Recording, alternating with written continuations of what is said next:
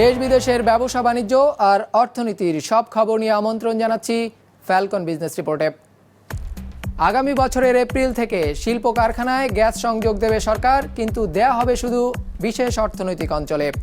দেশে ব্যবসার পরিবেশ উন্নয়ন করে বিনিয়োগ আনতে সিঙ্গাপুরের মডেল অনুসরণ করতে চায় বিডা।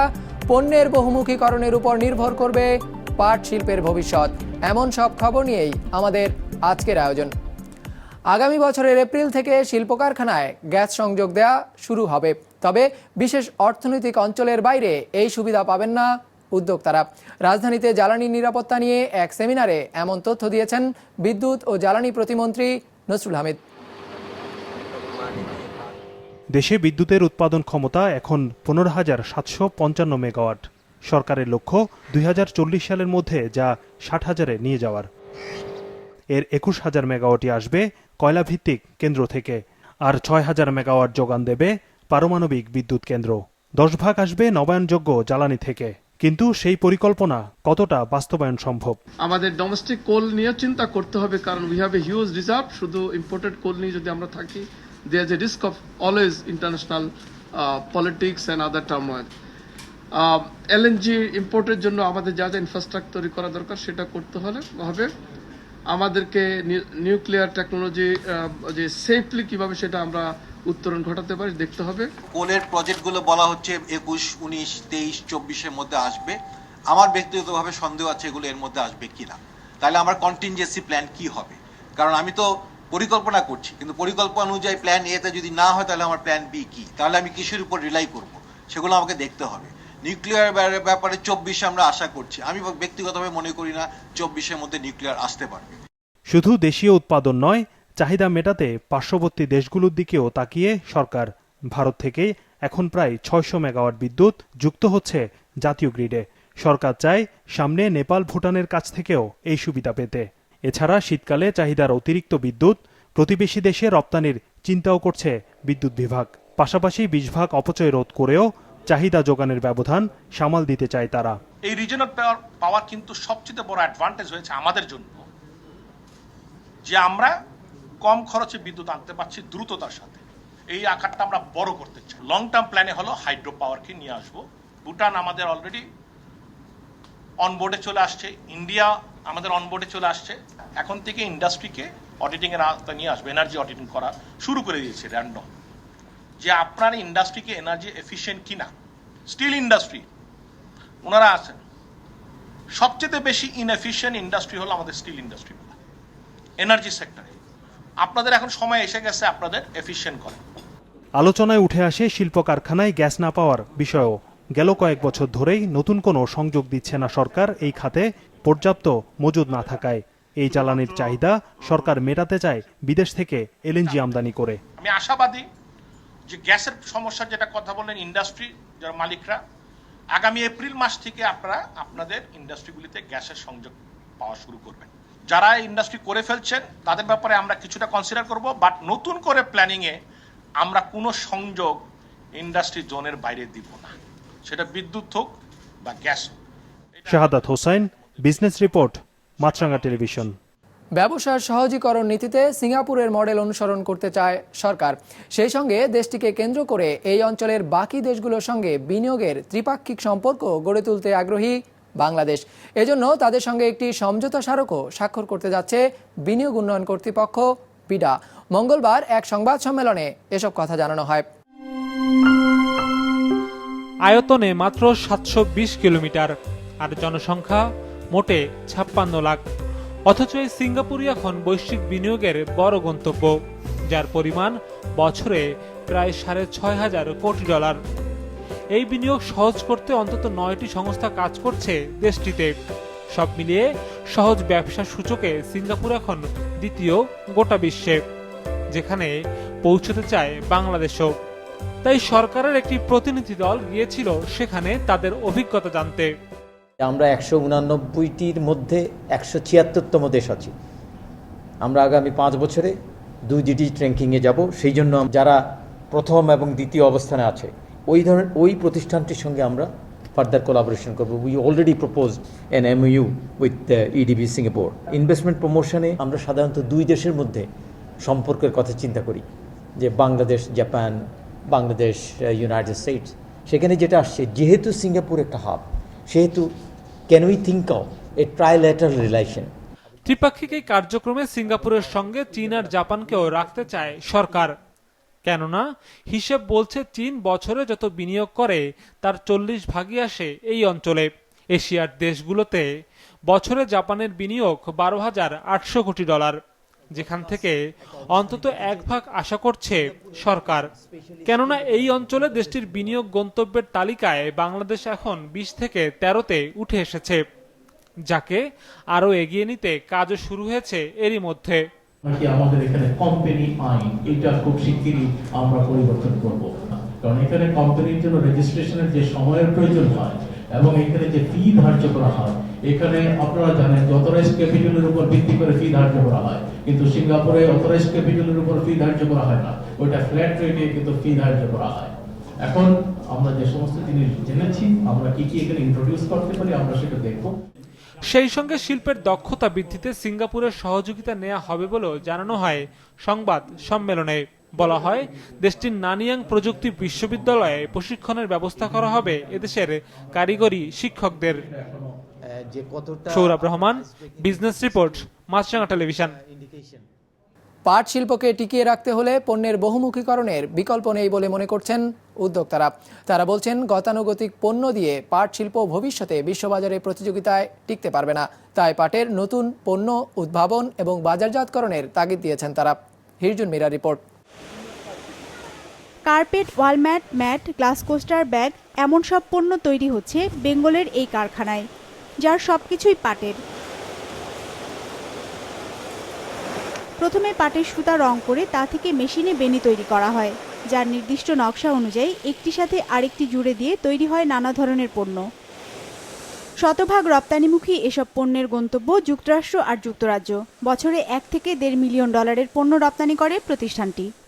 আমরা দেখেছি যে আমার নিজস্ব 4টা ডিজাইনার আছে, আমরা ডিজাইন দিলে ওই মার্কেটটাকে তো আমরা চিনি না, কালারটা আমরা জানি না, কি ধরনের সাইজ হবে ওটা আমরা জানি না। তা আমাদেরকে বায়াররা যেই সাইজ দেয়, যেই কালার দেয়, ওটি আমরা বানাই। আপনি এখানে হয়তো ইন্টারেস্টিং একটা প্রোডাক্ট দেখছি, কুকুরের হাড্ডি, ডগ বোন বলে আমরা অনেক আমেরিকাতে আমরা এক্সপোর্ট করছি। ক্যাট বোন, বিড়াল একটা হাড্ডি খাচ্ছে, ওটা জুট দিয়ে বানানো, যে হাড়ের শেপে, ওটা নিয়ে বিড়াল খেলে। এটারও কিন্তু একটা বিরাট মার্কেট আছে, গ্রোথের এনাফ অপরচুনিটি আছে। আমরা এত বছর কিন্তু ওই গ্রোথের দিকে অত চিন্তা করি না, আমরা 2টা বায়ার নিয়ে করেছিলাম, এখন আমরা ভাবছি যে করব। এখন কিন্তু সরকারও এই সেক্টরের দিকে মনোযোগ দিচ্ছে এবং মার্কেটটাও আমরা দেখছি যে অনেক বড় আছে। এমন বহুমুখী পণ্যের ওপর পাট শিল্পের ভবিষ্যৎ নির্ভর করছে বলে মনে করেন উদ্যোক্তারা। পরিবেশ সচেতনতা বাড়ায় পলিথিনের বিকল্প হিসেবে পাটের শপিং ব্যাগের চাহিদা বাড়ছে উন্নত বিশ্বে। হিসেব বলছে এমন ব্যাগের বাজার প্রায় $500 বিলিয়ন। সেই বাজারে রপ্তানি সক্ষমতা বাড়ানোর পরামর্শ উদ্যোক্তাদের। শুধু শপিং ব্যাগের মার্কেটের সাইজ হচ্ছে $500 বিলিয়ন, যেখানে আমাদের টোটাল এক্সপোর্টটা হয় $1 বিলিয়ন মধ্যে।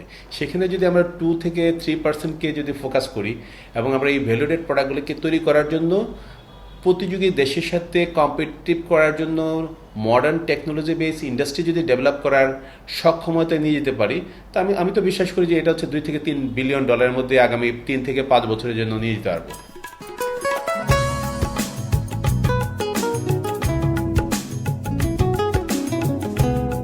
শুধু ব্যাগই নয়, পাটকে কেন্দ্র করে নিত্য নতুন পণ্য উদ্ভাবন এবং বাজারজাতকরণের ব্যবস্থা করা গেলে এই খাত থেকে রপ্তানি যেমন বাড়বে, তেমনি ফিরে আসবে পাটের সোনালী দিন। হিরজুন মীরা, বিজনেস রিপোর্ট, মাছরাঙা টেলিভিশন। গাড়ির পর এবার আসতে যাচ্ছে নাবিকবিহীন স্বয়ংক্রিয় জাহাজ। তার খবর জানাবো বিরতির পর।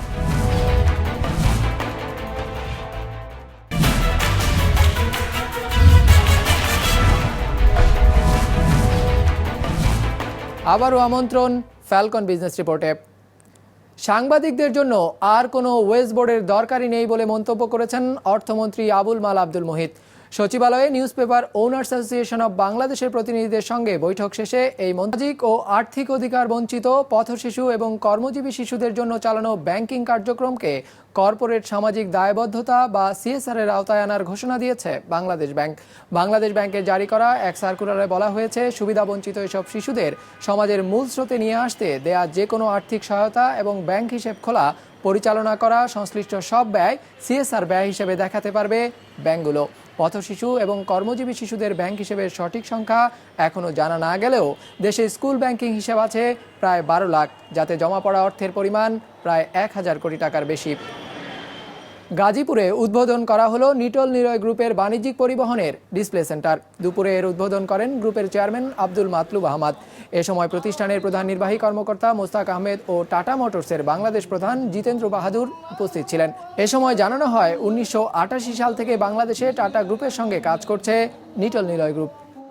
এই শোরুমের মাধ্যমে এই এলাকায় যে বিশাল জনগোষ্ঠী রয়েছে তারা উপকৃত হবে।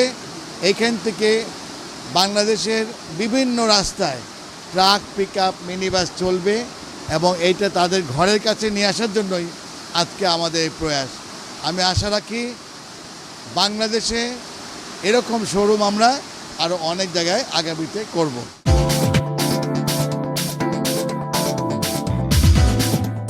সূচকের সর্বোচ্চ অবস্থানের পর ঢাকা শেয়ার বাজার কিছুটা সংশোধিত হয়েছে মঙ্গলবার। সূচক কমেছে 15 পয়েন্ট। সার্বিক সূচক ডিএসইএক্স কমে দাঁড়িয়েছে 5897 পয়েন্টে। লেনদেন হয়েছে 944 কোটি টাকা শেয়ার, দর বেড়েছে 121টি কোম্পানির, কমেছে 164টির। বাজার নিয়ে এবার বিশ্লেষণ শুনবো এশিয়ান টাইগার ক্যাপিটালের। After two consecutive positive sessions, market আজকে নেগেটিভ জোনে ক্লোজ করেছে। দিন শেষে মার্কেট 5900 নিচে গিয়ে 5897 শেষ করেছে। এর প্রভাব আমরা টার্নওভারেও দেখতে পেয়েছি। দিন শেষে টার্নওভার 1000 কোটির কমে 945 কোটি দিকে দাঁড়িয়েছে। যদি আমরা টার্নওভার চার্টের দিকে তাকাই, আজকে দেখতে পাবো ব্যাংক গতকালকের মতো আজকেও টপ টার্নওভার জেনারেটর সেক্টর ছিল। এছাড়া অন্যান্য উল্লেখযোগ্য সেক্টরের মধ্যে টেক্সটাইল সেক্টর অন্যতম ছিল।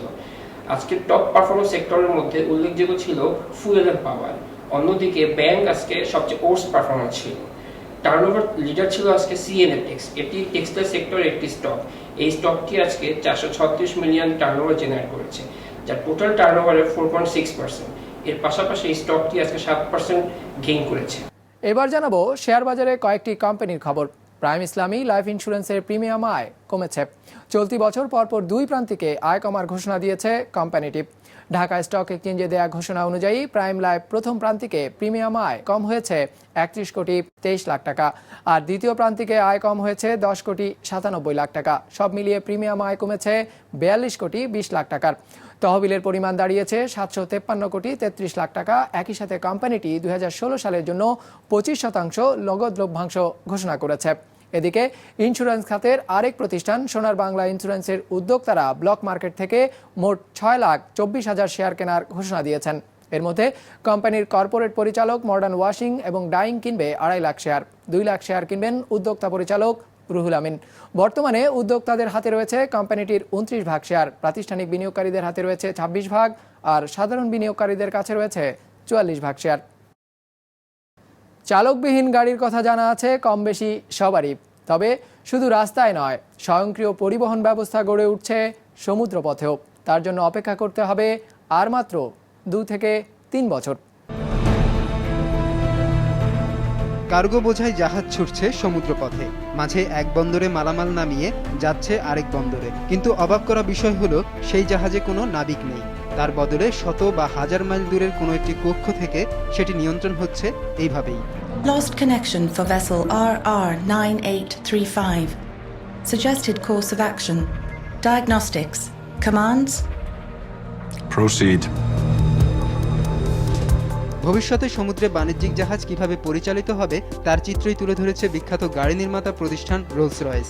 এমনই একটি মডেল বাস্তবায়নে তারা বিভিন্ন প্রতিষ্ঠানকে সঙ্গে নিয়ে বিশাল কর্মযজ্ঞ চালাচ্ছে গেল কয়েক বছর ধরে, যার মাধ্যমে 2020 সালেই রোলস রয়েস সমুদ্রে নামাতে চায় সীমিত প্রযুক্তির প্রথম নাবিকবিহীন যান, যা মহাসাগরগুলোতে দেখা যাবে 2035 সালের মধ্যে। We are developing autonomous solutions for the marine industry, and as well as we are in developing optimization and health management solutions.